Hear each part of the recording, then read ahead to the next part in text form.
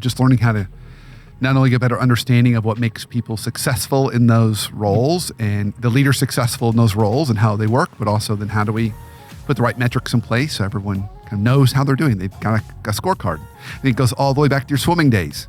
You know, you knew how you performed on an event. There was a clear number that showed you how you did. So how can we give that same thing to everybody else?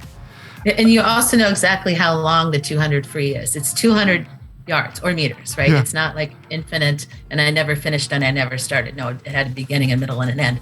And hopefully you made your time. And I see that a lot.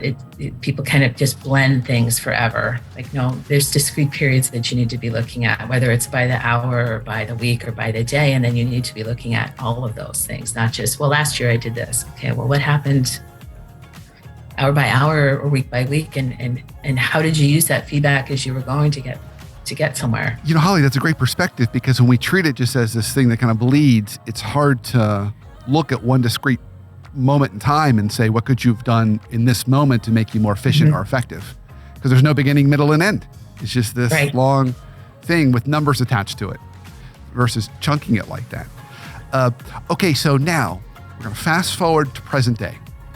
As you sit here today as kind of president, COO, what are some of the leadership challenges or goals that keep you up at night? The things that you think about with the business and the people in the business that you really want to make sure you're supporting them well and leading them well?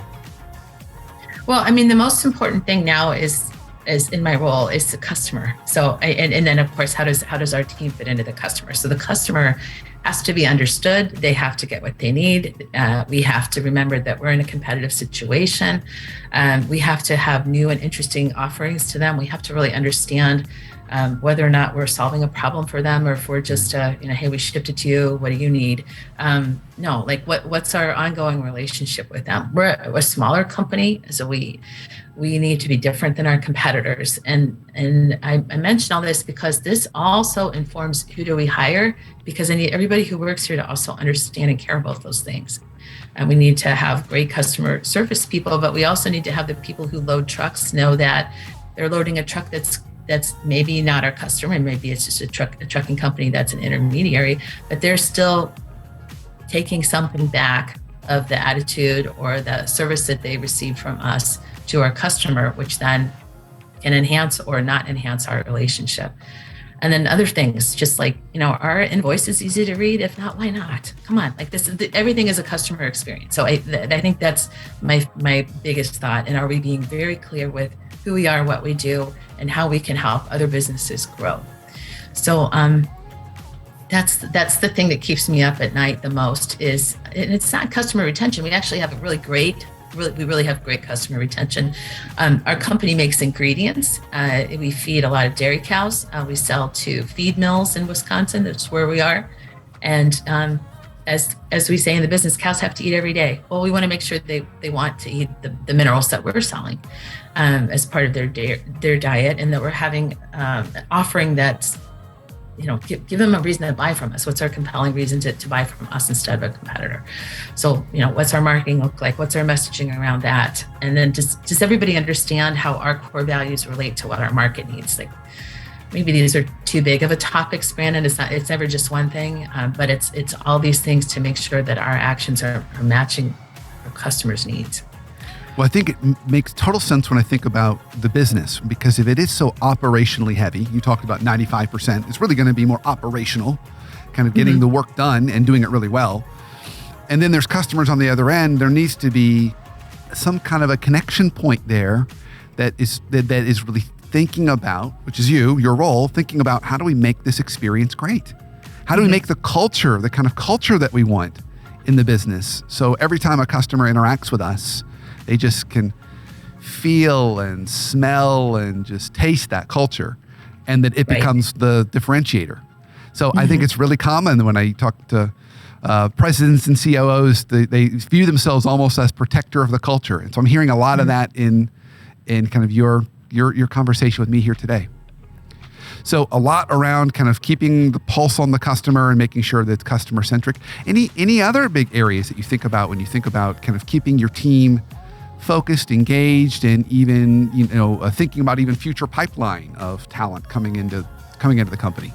Sure. So focus and engage is the everyday game. I learned about. I mentioned my dad. I also have a stepfather, and my stepfather is from Hawaii, but he's Japanese. His family moved from Japan, and so he would introduce culture of Japan to me and my family, and he would like to go see these. I think it's pronounced taiko drummers, and he'd get really excited. And there's a big Japanese festival in Atlanta we went to. If you haven't been, you should go to it. It's really cool. Anyway, I learned from learning about taiko drummers over time that there are clubs in Japan that gather, like a neighborhood club, and they play together and they practice, and they only practice the same song. Really? Yeah. So why just the one song? Because they haven't perfected it, and there's always something to learn if you play the same song again and again. That's my guess. I don't know. I'm certainly not an expert at taiko drumming, but I thought that was profoundly weird. Like in our culture, we would never, great, let's do the same thing again next Thursday at 7:30. Like we don't do that. But I think it's like stunningly different than our culture. And I think there's beauty in that, and there's meaning in that. Obviously, there's meaning in that. This makes a lot of sense if you think about it. So the point is, I'm okay with doing the same thing over and over again because it's still worth doing. Connecting our culture to our customer is like the thing that I get up and do every day, and I need to do that. And I need to have other people that are passionate or at least engaged or interested in doing that. So it's every day is focused on the fundamentals. We have to grow and innovate, and of course we have to do that too. But we have to be very passionate about the fundamentals. I think that is so awesome and consistent and congruent with the business you're in, because it is so much about the study of time and pressure and kind of the same thing every day, right? Right? Yeah. And so then you're talking about that, being intentional about that rhythm and trying to perfect it, and just knowing that good things happen when that consistent pressure and intentionality is applied every day over decades.